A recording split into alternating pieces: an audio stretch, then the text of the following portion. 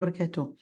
To answer your question yesterday, Noura, in regards to scholars that started out seeking ilm at a late age, I came across this article that did a really good job in making the story and, of course, making it easy for me to basically go over certain scholars. And I thought it would be good to mention these scholars. So yesterday, you wanted different scholars that one, they made wrong choices in their early times, or two, started out seeking ilm at least later in their age. So yesterday I was talking about Iyad, but what it was actually Al-Fudayl ibn Iyad.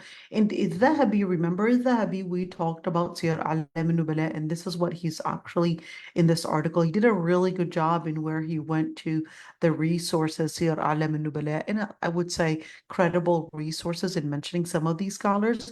And he made the story short for me right there and mentioned some of these scholars. And Al-Fudayl ibn Iyad was on top of the list. So what he said is that number one is that he was basically considered a robber or a gain, really, in where the reason for why he shifted his life, he fell in love with one slave woman, and even though, he basically had agreed with her to be in a certain time, in a certain place, etc. So while he was going on top of some of the roofs in order to get to her, he was hearing another woman that was reciting the Quran and reading the ayah, أَلَمْ يَأْنِ الَّذِينَ آمَنُوا أَن تَخْشَعَ قُلُوبُهُمْ لِذِكْرِ اللَّهِ.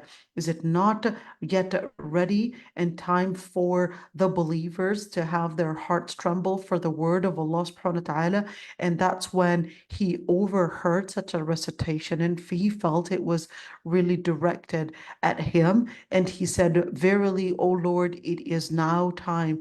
And that's what made him seek repentance. And certainly during that night, that's when um, that's when he basically began his journey in seeking the path of Allah subhanahu wa ta'ala. So even the one said, hey, why don't we just at least start during the morning? But he basically wanted to say, well, no, I'm going to start my journey during the night by staying away from sin. And that's when he basically started out his journey seeking ilm and seeking a change in his life.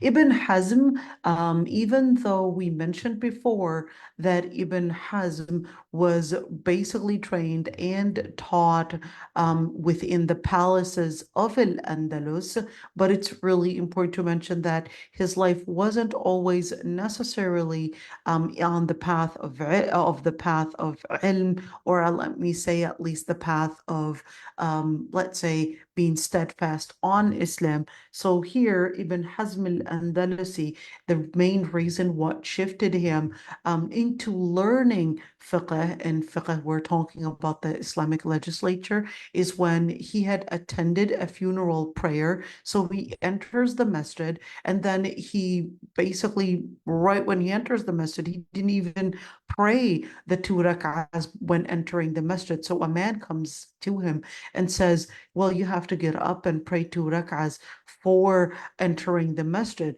But he was already 26 years old. So he just got up, prayed 2 rak'ahs, and then when it was time to pray Salat al-Janazah, he comes in and then he starts praying with ruku'. But then they said, just sit down. This is not the time when it was time for Salat al-Janazah, and for it was Asr time. He started wanting to pray Tahit al-Masjid and wanting to pray basically with ruku' for Salat al-Janazah. That's when they said, well, this is time for Asr. And he felt really embarrassed how he didn't even know the different rulings that relate to prayer, that relate to timing. When it's time, it's okay, it's permissible to pray in, it's not when it's not permissible to pray in. So that's when he basically had said, well, show me to the place of the nearest teacher for fiqh, and then he comes to him, starts being dedicated in seeking ilm, and that's when he learned the book of Muwatta Malik, which is, I would say, almost 800-page book in hadith and athar.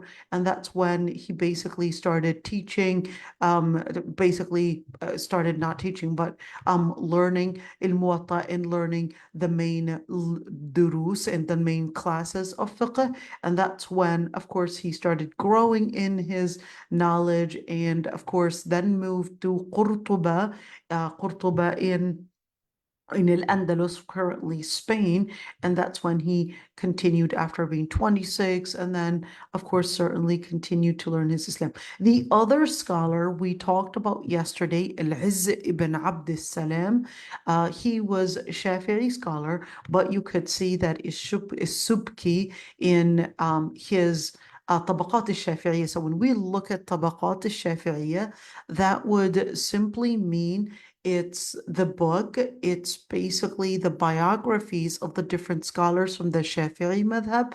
And he basically talked about Al-Izz ibn Abd salam, that he started out at a later age, but he was basically a man that was poor, was unemployed, and he was working basically more of a janitor in the mosque in Damascus. And one day he basically was sleeping there, goes into a wet dream, but then he basically was, of course, on a cold night, didn't really know what to do. So then he falls asleep again and gets a wet dream again. And then he jumps into the pool, or at least that water fountain again. But then, of course, it was a cold day. So then, because he got sick right there, he basically goes into somewhat fainting, and he faints or goes into a coma because it was extremely cold. And of course,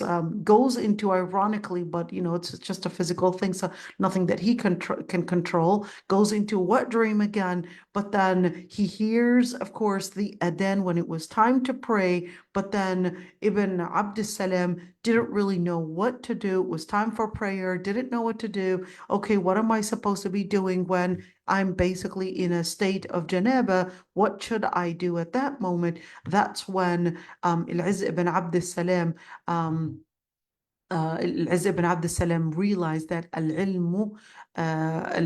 al-ilm itself would basically, or knowledge would basically guide him to doing the right action. So that's when he takes the ilm seriously and realizes that if I had basically the knowledge, I would have known what I was supposed to be doing. So that's enough to recognize sometimes, this shift in your life, in where I didn't know what to do. I didn't know what choices I was supposed to be making.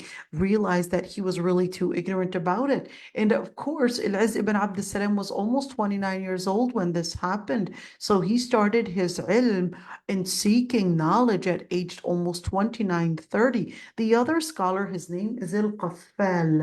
Al-Qaffal was also one of the scholars from the Shafi'i madhab, and here it is beautifully basically added by Dhahabi in the book Sir A'lam al-Nubala, my favorite biography book right there. And he said that Al-Qaffal was basically an expert in making locks. So his name, Al-Qaffal, actually means he was an expert in making locks. And of course, while he was making locks, he was capable of making locks that were really small. In other words, he was really an expert on making locks. He was already almost 30 years old, but he realized that he was extremely smart and intelligent.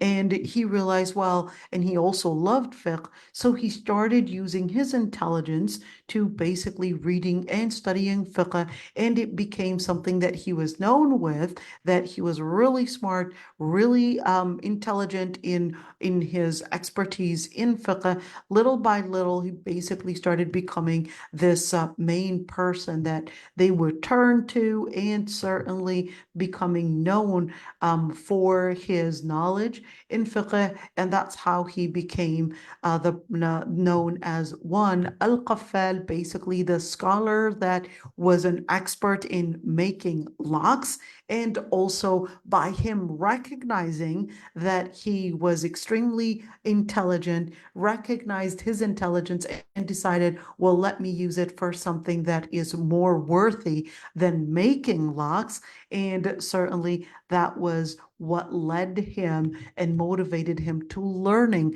fiqh. So you could see he started out late, but it really not necessarily because he had some kind of a personal experience, but he basically recognized his potentials, and that led him to, well, let me use my potentials for something rather better. The other scholar was basically Abu al-Barakat al-Anbari. Abu al-Barakat al-Anbari had mentioned that the reason what motivated Abu al-Barakat al-Anbari to learn is that, al-Kisai or al-Kasai or al-Kisai, both are actually right.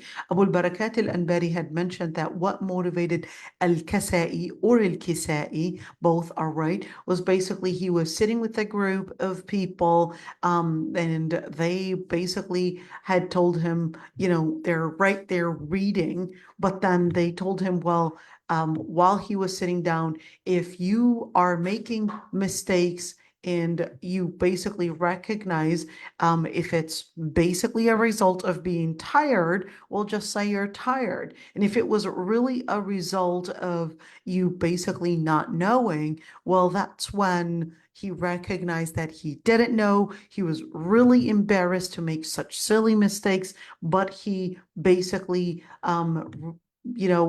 let his embarrassment realize that it was time for him to seek the ilm and not necessarily make such silly mistakes. So he basically let his ignorance motivate him to seeking the ilm. So this one, his intelligence motivated him to seeking the ilm. This one, his ignorance and his embarrassment motivated him to seeking the ilm. So those are just different people that basically, were probably worthy of mention in terms of late, let's say, scholars that started out late in their ilm. So just wanted to mention these scholars before we go into tafsir, because I did not want to leave your question unanswered, Noura. So I did my little homework.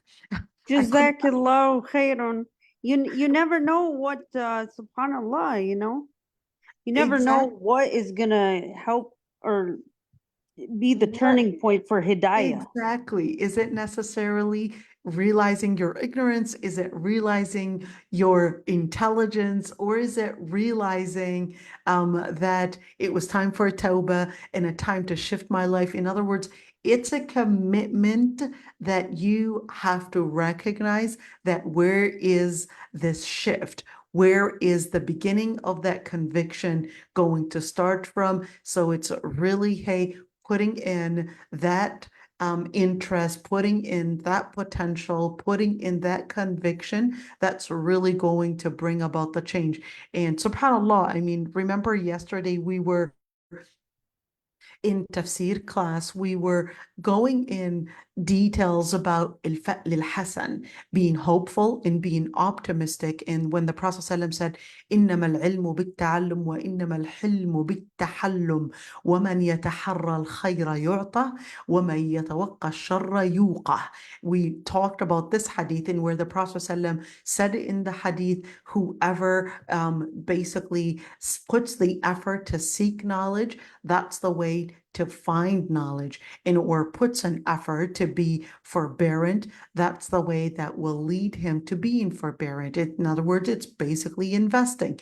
And this is really important. It's always letting your vision be optimistic, because the second you're optimistic, that's when you would set the foot to opportunity. But if you're being pessimistic and saying, I can't, I'm not as intelligent, I don't know Arabic, all of these different things, then you're basically giving yourself not the opportunity, but you're setting yourself onto the path of failure. So if you're optimistic and you let yourself look into the different potentials, then you're basically motivating yourself, pushing yourself towards getting a better opportunity to becoming a scholar or probably growing in your ilm. But if you're going to continue to say, I can't, I don't have the opportunity, I've gotten too old, well, then in that situation, you had doomed and deemed yourself into failure. So it's basically you choosing how you want to view yourself and view your potentials. That's basically going to determine where you're heading. So this is just to Yeah, answer just those pessimistic thoughts can set you back years, subhanallah. They can set you back years or they can leave you stagnant. And an optimistic thought can actually make you start this $1 million journey, or these long journeys.